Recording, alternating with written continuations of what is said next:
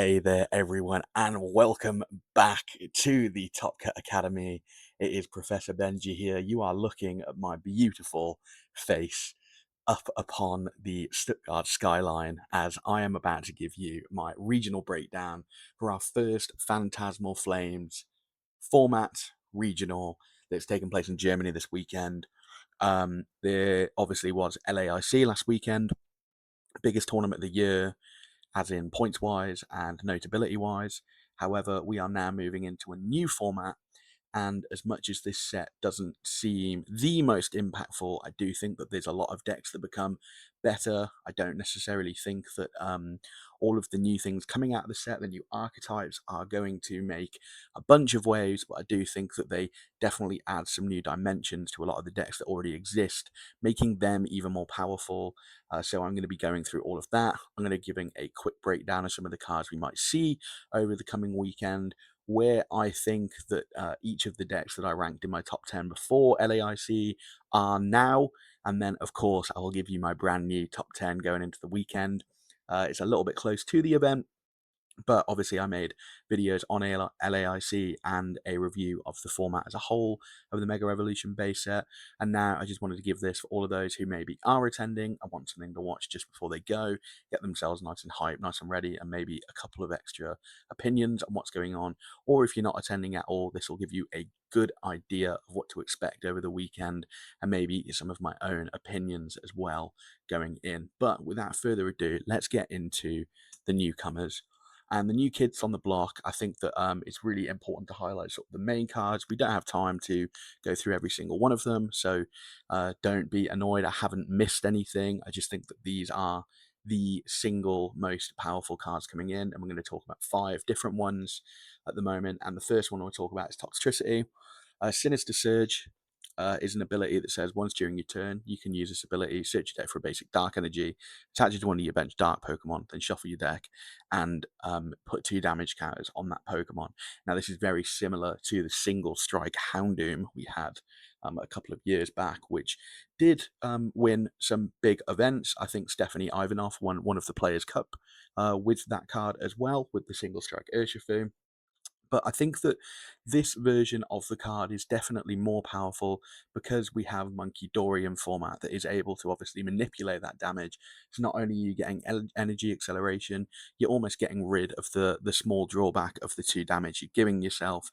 And if anything, you're allowing your Pokemon to do extra damage to your opponent's active Pokemon and make them a little bit squishier. And of course, it does have some synergy with the Mega Sharpedo you can see below. And they are the potential partners I've picked. I think they are the most obvious ones. I think the Mega Sharpedo is a deck on its own. I don't think it's all that great, but I do think there is something to be said for it. It does hit very hard. It does have a fantastic first attack. But I just think that obviously 3 prizes on something that needs to be damaging itself, maybe not the best, but I do think it's something that will be seen at the region on the weekend for those that believe. But I think the most obvious partners, Mega Absol EX, being able to charge up the Absol a little bit quicker. I think the Absol will look mostly the same, but maybe just slotting in a 1-1 or a 2-2 Toxtricity line, maybe throwing that in there just to get yourself a little bit more aggressive with the Absol as opposed to sitting behind cornerstones and using energy for energy TM. I can't think of what it's called. Oh well. But anyway, charging 2 energy with the TM and turbo energized. There it is.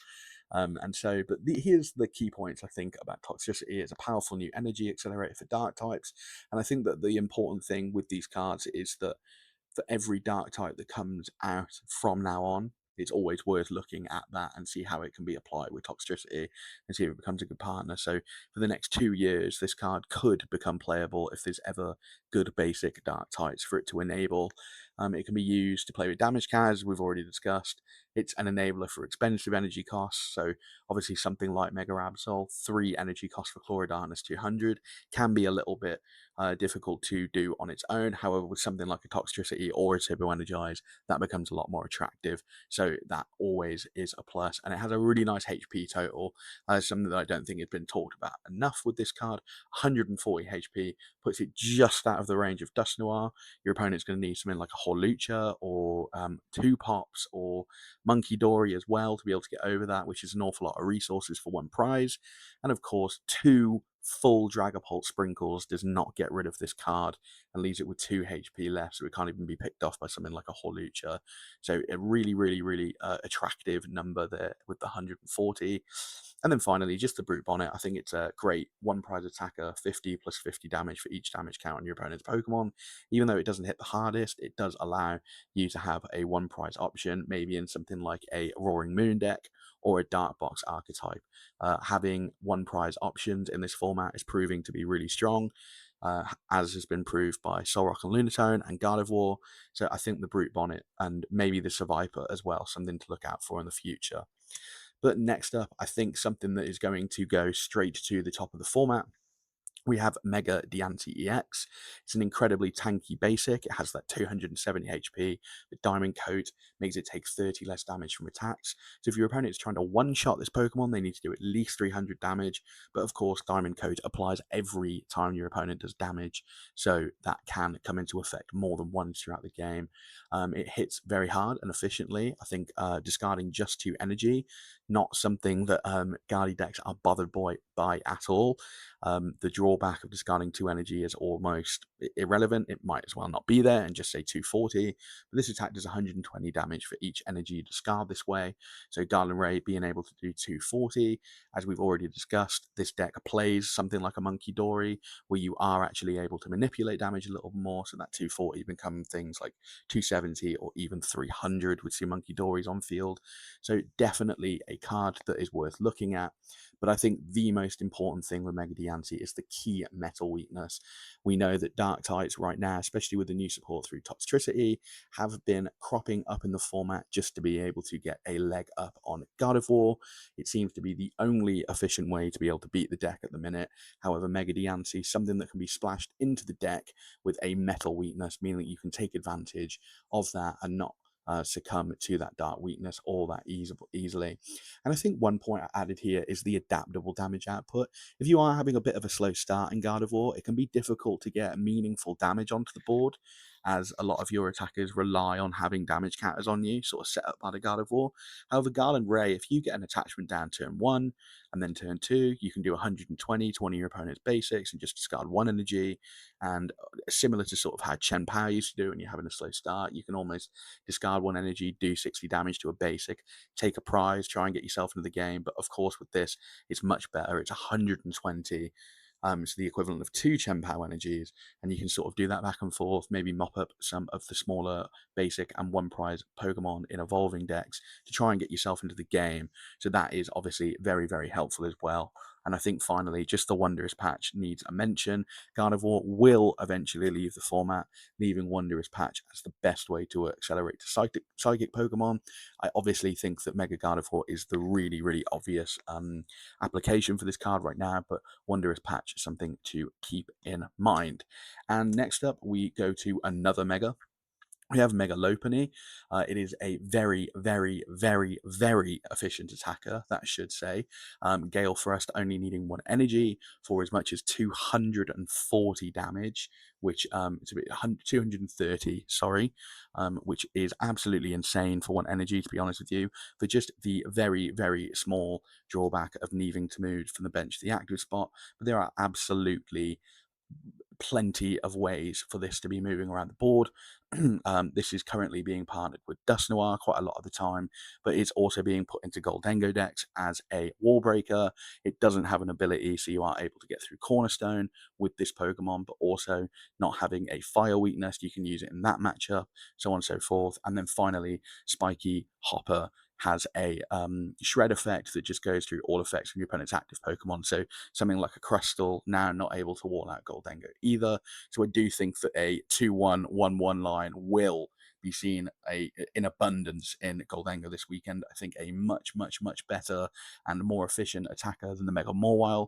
As much as it doesn't do as much damage, I do think Goldengos are already playing Air Balloon to move out of the active, using your coin bonuses, moving away, allowing Gale Thrust, excuse me, come into the active and do damage, but also these decks are playing Turo, so if someone does hit into your Mega Lopunny and doesn't knock it out, able to Turo and put that back down again, and so on and so forth. So I think it's really, really designed to go into a deck like a Goldengo as a backup attacker, but of course it has its own deck as well at the minute with Dust Noir. I have found problems with consistency with the deck, but I do think overall it's really powerful, and I think that as you'll see in sort of the decks that I think gain or lose traction with its next set. I think that now that we have a couple of decks that are wanting to use Dust Noir, maybe the rise of Psyducks begins to increase and actually become something you need to be careful of. So not maybe the best place to play it right now, but definitely something that has been doing well online. And then next up, my least favorite Pokemon in the whole wide world. We have yet another Charizard in the format, and this is a Mega Charizard X EX, the worst tongue twister of a card in the world. Good luck to the commentary team this weekend for putting up that, but is a humongous Stage 2 Mega, and obviously very powerful sweeper with that Inferno X doing 90 damage for each energy discarded. It has a natural slot in an existing archetype in Charizard EX. Obviously, it does not take very much for this to be doing a very, very ample amount of damage, just 3 energies for 270 damage, which is quite incredible, to be honest with you, and that's without including anything such as extra attachments for turn, something like an Oricorio, so on and so forth. So that number able to scale up quite nicely. But I think the thing that I skipped over that I think is the most important, once again, is it has a very strong water weakness. Now, Charizard, always a very strong card in the game. It has gone through sort of its peaks and troughs, but throughout the whole time, people have been trying to find ways to fit grass attackers into the deck to be able to deal with 330 HP efficiently. Well, we've just added 30 more HP onto that, and it now has probably the best weakness to have in the game right now. There are really no playable water cards whatsoever, apart from Wellspring Ogerpon, which only does 100 damage to the active Pokemon. Even with a max belt, that would only be doing 300 damage to the active and 120 to the bench. And I really cannot think, apart from the very, very, very, very, very, very, very fringe Chen Power deck still being played by some people at tournaments, I cannot think of another viable water type deck that this is going to have any problem being hit for weakness for. So that is obviously really good. So a card that not only hits grass types for weakness, but is not susceptible to them. So I do think that is the reason we will see this in Charizard. However, I do think that Charizard EX is the Terror will still be the deck, but this will be in there as sort of an alternative attacker alongside something like a Chi-Yu, like we've already seen. Obviously, the other partner that's sort of been released alongside it is Oricorio EX. I think on paper, this deck seems very powerful, able to accelerate a lot of energy, able to take humongous knockouts and probably tank a lot of hits. But I think that this is the sort of deck that can be a little bit inconsistent. I think we've seen it with Raging Bolt recently, that it's not quite been getting over the line just because it can do big numbers. And I think we find a very similar thing here. I think there will definitely be the outliers to that, and I think there will be people that will be quite lucky or have quite consistent builds of it that maybe get over this problem. But I think for now, it will take a greater mind than mine to find a way to play this consistently. And finally, we have our Mega Gengar EX. It has an absolutely broken ability, Shadowy Concealment, and if one of your Dark Pokemon is knocked out from damage, and that is very important, knocked out from damage only, by an attack from your opponent's EX, another really, really important stipulation, must be an EX Pokemon. That player takes one fewer prize card. The effect of Shadowy Concealment doesn't stack. Now, Mega Gengar, I don't think Void Gale a good attack on its own. I think that it's a very good secondary attacker in something like a Zoroark, where your damage cap is a little bit lower, so the Void Gale can sort of sweep up at the end for those 230 damage. But I don't think it's enough for you to sort of rely on for a full game, especially if you're moving an energy from this Pokemon to one of your bench Pokemon every time you use it. On this one, I would say 350 is a lot of HP, but it is on the lower end of what we've seen so far from these Stage 2 Megas, so that is something to bear in mind. However, alongside the ability, it once again has a very relevant fighting weakness. A lot of the dark types in format at the minute are weak to grass. This is one of the few that is weak to fighting. So whether it goes into a sort of dark box but deck, a deck of its own, Charizard, Zoroark is going to have another alternative weakness. So definitely something you can use in those matchups. If you flip over into a Teal Mask Ogerpon, you flip over into Venusaur or something like that, you are able to use Mega Gengar to sort of start off that prize race and don't get grinched early on. This is a card that I do think has application. I do think that it will find its way into End Zoroark. However, I don't think the jump in power that it adds is as much as some of the other cards we get in the set. So I do think that we will see it. I do think that based on it, I have moved something like an Enzorowak further up the list than I had it maybe before LAIC, but I don't think it's quite as impactful as other cards, just because it's a stage 2 that you have to get out. With Grimsley, you are relying on you being able to, i.e., stack your deck legally with something like an Academy of Night, with a Cypher Maniac, something like that. And then, of course, on top of that, you're then outside the stipulation of if you don't get knocked out by damage, the ability doesn't apply. If you don't get knocked out by an EX, the ability also doesn't apply. So there are ways to get around this card.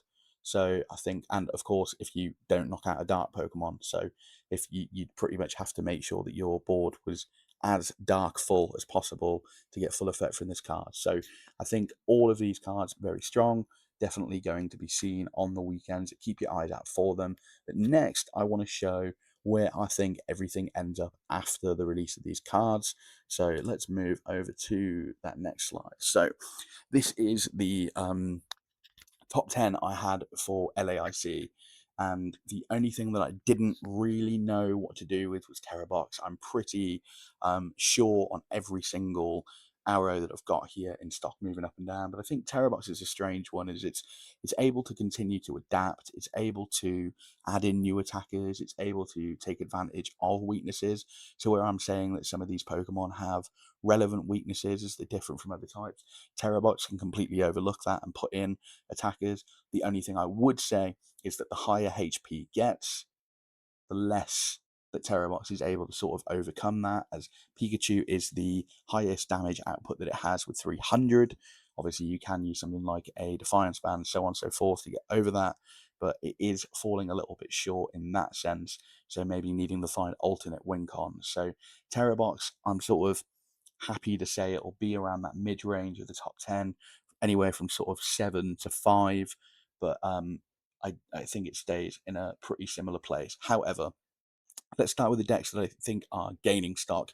Gardevoir is a really, really obvious one. It's just the addition of Mega Diancie, the alternative weakness, being able to hit through Pokemon for relative ease, being able to do big damage now without having to play Bravery Charms, and so on and so forth. And then a Mega Diancie with a Bravery Charm pretty much takes it all the way up to 350 HP on a basic that you can slam down and do 240 damage minimum every turn. So I do think that is a really, really powerful thing to do.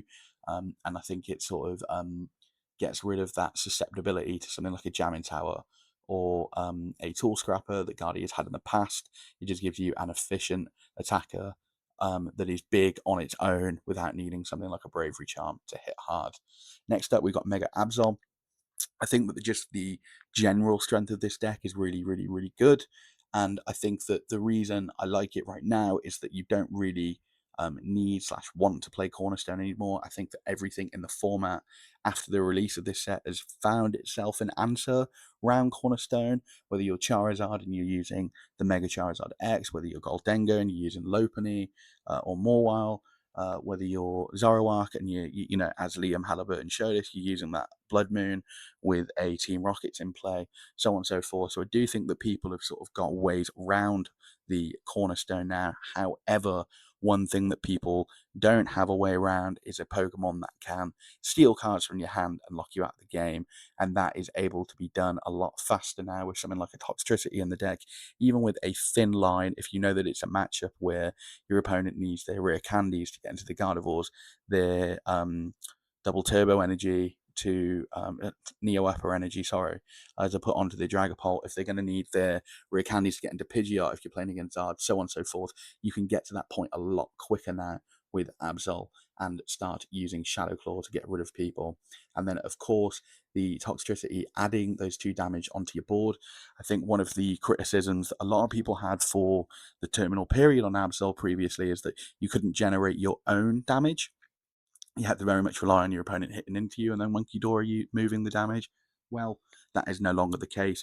Toxtricity able to generate that damage for you, able to move it all off, and then terminal period for knockouts. Goldengo is a really, really simple one. As I've said in the last couple of videos, I think that it definitely is a top tier contender. It's definitely the second best or the best deck in the format. It's strong, it hits hard and everything, and now it has a really, really efficient Wall Breaker and Mega Lopunny, as I discussed in the previous slide, and I won't go over it too much again, but Lopunny able to move in and out of the active with ease with the amount of air balloons you already play in Goldengo, as well as being able to have that spiky hop attack that goes through any sort of crustal, stuff like that, and then it doesn't have an ability. So Cornerstone not able to lock Goldengo out of the game very easily anymore. And of course, with just little sort of damage additions, if you want to do anything like that, you can get through a Cornerstone with a Lively Stadium or a Bravery Charm on it in one hit. Anyway, moving on to Zoroark, I think that it has had a really good showing at the last couple of regionals, another strong showing at LAIC as well, and I think that people are sort of starting to pick up the deck and learn it and see how good it is. I think that no matter the success of this deck, it continues to be underappreciated. However, now that Zoroark has sort of picked up a couple of new tricks with something like the Gengar, something like the Grimsley, people may be attracted to play it just for that, because I think the shiny new cards always sort of take a precedent at the first regional, especially because people want to try them. They want to try new things that feel powerful and sort of unexplored already. So I think the Mega Gengar coming into Zoro does move it up the charts quite a lot, just because if you do get it off and it does stick, it's obviously very, very powerful. But I think it'll be interesting to see just how often that shadowy concealment comes into play. We've already spoken about Terrabox, so we will move on to the decks that I think are moving down in stock. Dragapult for me has been down for a while. I think Leo was an outlier of results, but I think that it obviously gains an even worse Gardevoir matchup with Mega Diancie very, very easily able now to take knockouts on Dragapult while really not being bothered whatsoever by a Phantom Dive hitting it. Phantom Dive doing a measly 170 with a Bravery Charm on Diancie and Monkey Dory movement. It's likely the Dragapult doesn't even two-shot a Mega Diancie, which is really, really witheringly weak. So that is a humongous worry. And then, as I said, the fact that you've got something like a Lopunny running around now, Zard is still sometimes playing Dust Noir, so on and so forth. I think that Psyducks are now relevant enough to be putting into your deck if you're worried about your Dragapult matchup. I don't think they'll be everywhere, but I think the decks that you maybe have a very good time into will be playing Psyduck. And so I don't think you're then going to be able to get over the mark against those. I think Charizard is moving down. Now, I don't actually think this is because the deck becomes weaker, but I think that this is a deck that is going to have a lot of teething problems. I think that people are going to sort of maybe go too heavy into the Mega Charizard X, EX. People aren't going to put enough of that in, and I think that this deck is already sort of trying to play too many powerful cards to do what it wants to do. You've got a Pidgeot in there already. You've got Zards in there already. You've got counters to Goldengo, which turns out isn't as good of a matchup as everyone thought it was. You've got sort of disruption cards. Sometimes you're playing Dust Noir, and then you've got to squeeze in a Mega Charizard X. It's getting dicey. It's not something that I would ever be doing. I'm not lucky enough to be playing 4 stage 2s. Now, I'm not saying that all of that is going to be in the deck, but I'm sure you all see my point that maybe towards the end of the format, when lists get ironed out and we see a couple of things do well and more people are on board with what a 60 cards looks like for Charizard, I think that it'll be all right. But for now, I think it will be the normal Terra Charizard with a Mega Charizard X line sort of weave throughout, and what that looks like, I think, will take a little bit longer than the first couple of weeks of the format to figure out. I think Cerulean is up next. I don't think it's any fault of its own that it's going down. I just think that Goldengo, obviously a matchup that you would usually feel quite favoured into, maybe gets a little bit worse now that they have Lopunny. Lopunny able to realistically knock out Ceruleages if um, Goldengo wanted to start putting something back in, like a Monkey Dory or a Defiance Band, something like that. So you would be able to go through them. I'm sure lots of decks won't, so we hit them for 240, but you get the gist. I think that the more megas that come into format, unlike Goldengo, where you sort of are able to have a big burst of damage and then sort of fall back onto your laurels and use that thing, I think Ceruleage will never be able to play enough energy for the deck to be consistent and you to get through 360, 370 HP Mega Pokemon. It's just not realistic. You'd have to play over a third of your deck worth of energy to do that. And I think obviously the more that Megas come into the format, the less Ceruleage is good, just because those numbers become harder to hit. However, I do still think it's a deck. If you hit good matchups and you hit things you are able to knock out quite easily, you definitely will make day two with it, as the deck continues to be probably the best aggressive archetype. I wouldn't really call Goldengo as aggressive as it used to be. You have a few more lines now, whereas I think Ceruleage is probably the only deck nowadays that is trying to Squawkabilly, Carmine, turn one, and get everything into the bin. I think the fall off for Flareon or EVBox, whatever you prefer to call it, is mainly just down to the fact that Mega Diancie feels really, really, really bad for the deck. I think that some of the better Flareon players had sort of worked out lines in the Gardevoir matchup, using Gravity Mountain, getting Pidgeot into play so you couldn't get trapped, knocked out, so on and so forth. But then I think that now, especially with Monkey Dory movements, this is a time where Mega Diancie can pretty consistently hit 270 damage. And so they would be able to get through your Flareons pretty much with every attack. And then you would have to try and take a response on a Mega Diancie that at minimum has 300 HP. So something like a Flareon with a black belt is very likely to get over the line. However, the Gardevoir players will know this, and they'll probably put a great bravery charm onto it, at which point it isn't really a feasible way for Flareon to get over the line unless they're playing something like a Tool Scrapper. And then, as we know, the lists are very tight. Every card has a place. All of the lists sort of recently have been playing almost 58 cards exactly the same every time. So then you start adding in things like that, and I think the consistency of the deck falls off a little bit. So we'll have to see how Flareon Box sort of reacts to that becoming a really, really poor matchup. It already wasn't great, but I think that taking a very poor matchup into Gardevoir is not something you can do right now. And Grimmsnarl, I think that Grimmsnarl has definitely impressed me more than I thought it would um, over the last sort of format or so. I think it's had much better results than I thought it would. However, I think the problem for Grimmsnarl is that it doesn't like playing the aggressive decks. It doesn't like the Goldengos. It doesn't like things like Ceruleage. It doesn't like things that can hit hard and one-shot it before it can sort of set up damage and Devo and stuff like that. And they are the decks that feel the strongest right now. You have Mega Diancie making Gardevoir a little bit more aggressive. You have Mega Absol becoming more aggressive with something like a Toxtricity line going into there, dropping the sort of controlling package for what I think is best. Goldengo, obviously very good.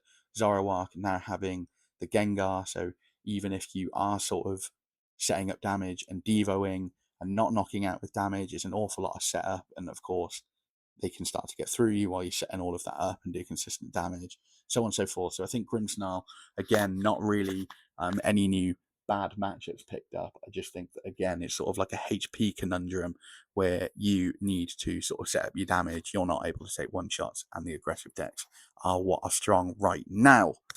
But without further ado, let's get into the last part of the video for my new Stuttgart top 10. And in 10th place, I think it is Flareon Box. All the reasons I just said. I think it was my 10th place deck before, and I think it just slightly keeps its spot. It is able to sort of tech out and hit for weaknesses into the matchups it wants to beat.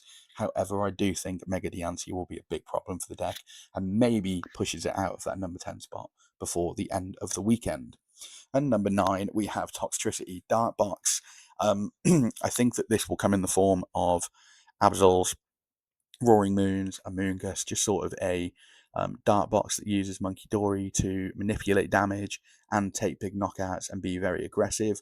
I think this is probably the only completely new archetype I have on the list right now. I think all of the others are sort of decks with additions of new cards, but I think Toxtricity Dark Box definitely something to show, no matter what that looks like, whether it's Sharpedo, whether it's something like that. I just think that with Guardy being as strong as it is right now, Dark definitely a good type to be, and Toxtricity a very good energy accelerator. So that is in my ninth place. And in eighth place, I've actually gone for the Kangaskhan Buffalant. Now, not discussed it very much, but I think that the Jumbo Ice Cream, a really, really big inclusion for this deck, and it's very tanky. And so I think that because the aggressive decks are leading the forefront of our format right now, things like Mega Diancie, Goldengo, everything that we've discussed on the last slide, Kangaskhan is able to tank all of that, but not only tank it, heal it. And when it heals it, it is able to tank again while putting out pretty consistent damage.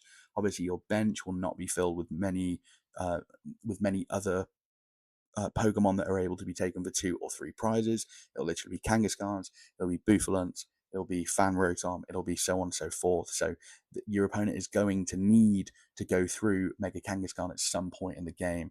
And I think that this deck now can make it really, really difficult with those Jumbo Ice Creams. And I do think this is sort of a dark horse for the weekend, something that definitely earned a lot from the set that not enough people are talking about. So number 8 for me, Mega Kangaskhan Buffalant. And number 7 is that Marnie's Grimmsnarl. It's holding the same place I gave it before LAIC. I do think it drops in stock a little bit, as I said, but from the players that play it, they are very skilled. They know how to do what they're doing. They would have practiced inside and out, and I think they will be able to manipulate damage and get those knockouts where they need them and set everything up perfectly.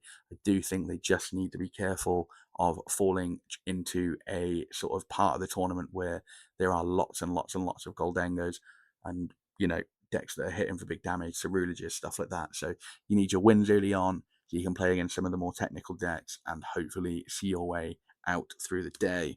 Number 6 is Dragapult. I don't think I can ever drop Dragapult as low as maybe 9 or 10. The card has been around for 2 years now. It has been at the top of the format for that time. The best players in the world like to frequent this deck, especially sort of the European scene. They're an absolutely fantastic players. And as we saw, Lille had a Dragapult mirror match, the outlier of the format, as I said. And, it really showed how strong some of the people are with this deck, even though it's not in the best place. I do think, though, extra sort of Dust Noir being played in the format, things like that. Psyduck will be more relevant, and I think the Mega Diancie a huge, huge problem for the deck. However, I don't think it picks up many other bad matchups from this set. So number 6, dropping from 4th off my last list. And in 5th, as I said, Terrabox. Not really sure whether this deck should be moving upwards, downwards, so I'm going to leave it exactly where it was for the time being. I could be completely a mile off. I do just think this is a deck that, especially with the knockdown engine, is able to adapt and try and overcome what is in front of it. If it feels it needs to start putting in fighting attackers, I'm sure it can. If it feels it needs to start putting in, metal attackers, again, I'm sure it can with Mega Mawile. So I think that it's still a deck that will take 50-50s into a lot of things. And so I think 5th is the perfect place for it. And in 4th, I'm actually going to go out on a punt and say that I do think the Mega Gengar will be good in Zoroark. I think that trade allows Grimsley to be. I think I'm saying that. I think it's Grimsley, not Grimley. Either way, I think that Zoroark, drawing the amount of card it does, make Grimsley a little bit more accessible in this deck than maybe some of the others. It doesn't rely as much on luck. And as we know, Zoroark has had some really, really strong finishes already this season. So it speaks to itself in its strength. But that Gengar maybe just adding an extra sort of dimension to the deck to help it get over the line. And in 3rd, it is Mega Absol this time, dropping it from 2nd to 3rd. I think that Goldengo may be the slightly better play now, as we'll discuss, but I do think that Absol will also maybe include thin Toxtricity lines, and if it doesn't, it's going to follow the same pattern it is. But if it was me personally, I would go back to not having Cornerstone stuff in it, fill that place with maybe some other disruption cards, Ares, Zerosix, Hammers, E-Hammers, whatever it might be, Devos, whatever you want to do. And I think that this deck is in for another really, really strong weekend. We know that some of the best players in the world are on this, and they would have adapted and maybe come up with some new tricks for the deck as well. So I do think third place is the perfect place for this, and that is literally because I think the top two decks are so powerful going into this tournament. Goldengo Lopunny, I've talked about it once, I've talked about it twice, but I will say it a third time. The Lopunny adding such a depth to the deck now, where I feel like it's almost able to jump over any hurdle of any height. It can duck, it can weave, it can smash through things, it can hit for big damage. It does not matter. I think that Goldengo is a really, really well-rounded deck now, and it has all the tools it needs to continue to be at the top, and especially sort of heading into next year when it might rotate. I think that it's going to take down just a few more events before it goes now. So really, really excited to see sort of the new dimension of the Mega Lopunny in this deck and how much it helps it. And finally, nothing has changed for me. As always, Guardi is at the top. I won't bore you with another description of Mega Diancie, but the Japanese were definitely onto something, and that deck very, very strong. So that is my new Stuttgart top 10, and I thought I'd put this in. Charizard not making my top 10 this time, just as I said, with the teething issues, I think it might have. I'm sure it might end up having a really good weekend, and then maybe I'll look a little bit silly. But I think for now, I can't honestly say that I believe it's in the top 10. Therefore, I'm not. I'm never going to give you information. I know that Zard X is a hyped card. It's a new card. And I think lots of people have put it into the top 10. But for me, I'm a little bit more skeptical. I don't think it's going to come out, burst onto the scene. So I've left it out right now. But obviously, I'm happy to be proven wrong. But with all that said, thank you so much for watching, and good luck, trainers at Stuttgart. I hope you enjoyed another breakdown with me. I didn't just want to do a top 10 this time, I wanted to look at everything. So please let me know what you think. It has been my absolute pleasure once again. I will be tuning in this weekend to watch Stuttgart Regionals, and I hope you all enjoy. Thank you very much, and adios.